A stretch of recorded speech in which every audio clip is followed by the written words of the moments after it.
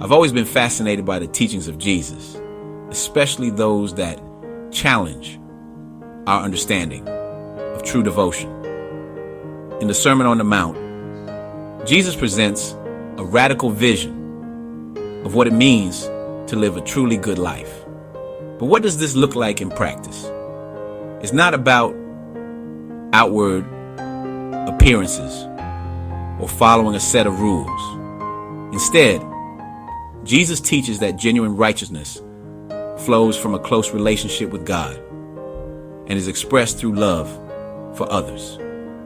How does this reshape our understanding of faith? At the core of Jesus' message is the idea that a truly good life stems from an intimate relationship with God. This isn't about performative acts or following a checklist of do's and don'ts. In the ancient world, as in our modern one, it was common for people to perform religious acts to gain social status or praise from others.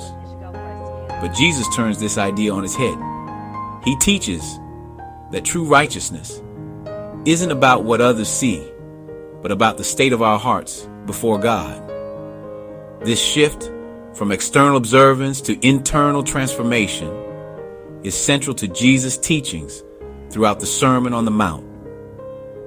How might this change the way we approach our own spiritual practices?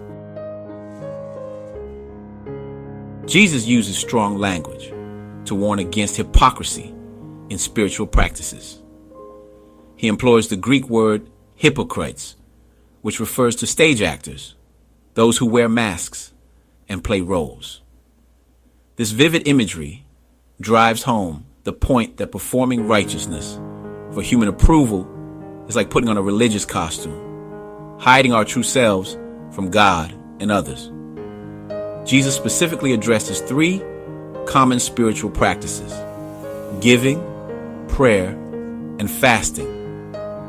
For each of these practices, Jesus contrasts the hypocritical, showy approach with a genuine, private devotion. The key is that God, who sees what's done in secret, will reward genuine devotion. How might this change our approach to these spiritual disciplines? It's crucial to understand that Jesus isn't condemning the practices of giving, prayer, and fasting themselves. These can be beautiful expressions of faith when done with the right motives. What Jesus is emphasizing is the importance of doing these things to connect with God, not to gain human approval. The ultimate goal is to cultivate a closer relationship with our Creator, trusting that He sees and rewards genuine devotion. But what does this look like in our daily lives?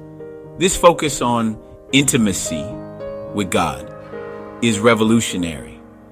It shifts our attention from external religious performance to the state of our hearts. How might this understanding reshape our spiritual journey? As we reflect on Jesus' teachings in the Sermon on the Mount, we're called to examine our own hearts and motives. Are we living to please others, or are we cultivating a genuine relationship with God? The invitation is clear: to embrace a faith that goes beyond surface-level religiosity and touches the core of who we are.